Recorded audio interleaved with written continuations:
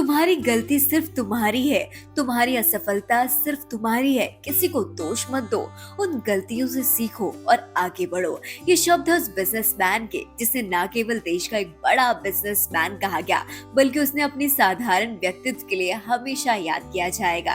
कहते हैं कि अक्सर आम लोग अपमान का बदला बोल कर ले लेते हैं, लेकिन महान लोग उसे अपनी सफलता की सीढ़ियां बना लेते हैं। टाटा कंपनी को उस ऊंचाई तक पहुंचाने वाले रतन टाटा पर ये कहावत बिल्कुल सटीक बैठती है। टाटा सन्स में 100 से ज्यादा कंपनियां आती है। इस कंपनी में एक सुई से लेकर 5 स्टार होटल शामिल है। हर कोई रतन टाटा नहीं बन सकता, बल्कि उनके जैसा बनने के लिए एक इंसान में दृढ़ निश्चय और मुश्किल समय में खुद को शांत रखने की कला होनी चाहिए। तो चलिए जानते हैं उस बिजनेसमैन के संघर्ष की कहानी जो लाखों के लिए प्रेरणा रहा।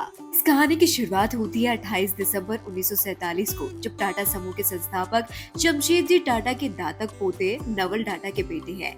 रतन टाटा ने IBM की नौकरी छोड़कर टाटा ग्रुप्स के साथ अपने करियर की शुरुआत की। साल 1961 में एक कर्मचारी के तौर पर उन्होंने की थी, लेकिन साल 1991 में आते आते टाटा ग्रुप्स के अध्यक्ष बन गए और 2012 में वो रिटायर हो गए और उन्होंने 21 साल तक कंपनी को शिखर तक पहुंचा दिया। उनकी वैल्यू 50 गुना बढ़ा दी। वो फैसला लेते गए और उनको सही साबित होते गए। लेकिन रतन टाटा को अपनी कंपनी को शिखर तक पहुंचाने से पहले कई मुश्किलों का सामना करना पड़ा।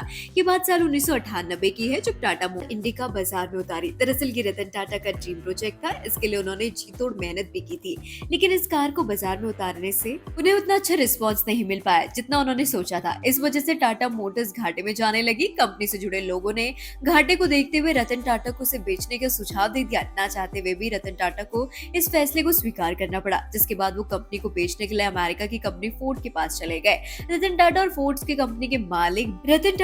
कंपनी के मालिक ने घंटों तक बैठक की, लेकिन ये शायद बहुत कम लोग जानते हैं। इसके बाद पूरी जिंदगी उनकी बदल गई। घंटों तक चली इस बैठक में बिल फोर्ड्स ने रतन टाटा के साथ कुछ अच्छा व्यवहार नहीं किया और कहा, जिस व्यापार के बारे में आपको जानकारी नहीं है उसमें इतना पैसा क्यों लगा दिया। ये कंपनी खरीद कर हम आपको एहसान करेंगे। और वहाँ से वो अपमान का घूंट पीकर चले गए। डील कैंसिल भी कर दी, लेकिन बिल फोर्ड्स के वो अपमानित करने वाले शब्द रतन टाटा को बेचैन करने लगे। इससे उनकी रातों की नींद उड़ गई। बस इतना ही नहीं, रतन टाटा ने निश्चित कर लिया कि अब वो अपनी कंपनी को नहीं बेचेंगे और इसे ऊंचाइयों तक पहुंचाएंगे। इसके लिए उन्होंने एक रिसर्च टीम भी तैयार की, बाजार का मंटो टोला। इस बात को शायद कम लोग जानते हैं कि रतन टाटा इसके बाद न केवल बल्कि विदेश में भी टाटा इंडियंस को सफलता की ऊंचाइयों तक पहुंचाया। साल 2008 आते आते फोर्ड्स कंपनी दिवालिया होने के कगार में पहुंच गई और मौके की नजाकत को समझते हुए बॉम्बे हाउस में मीटिंग हुई। इसके बाद सौदा लगभग $2.3 अरब में हुआ। तब बिल फोर्ड्स ने रतन टाटा से वही बात दोहराई जो उन्होंने रतन टाटा से कही थी, लेकिन इस बार थोड़ा बदलाव था। उस समय बिल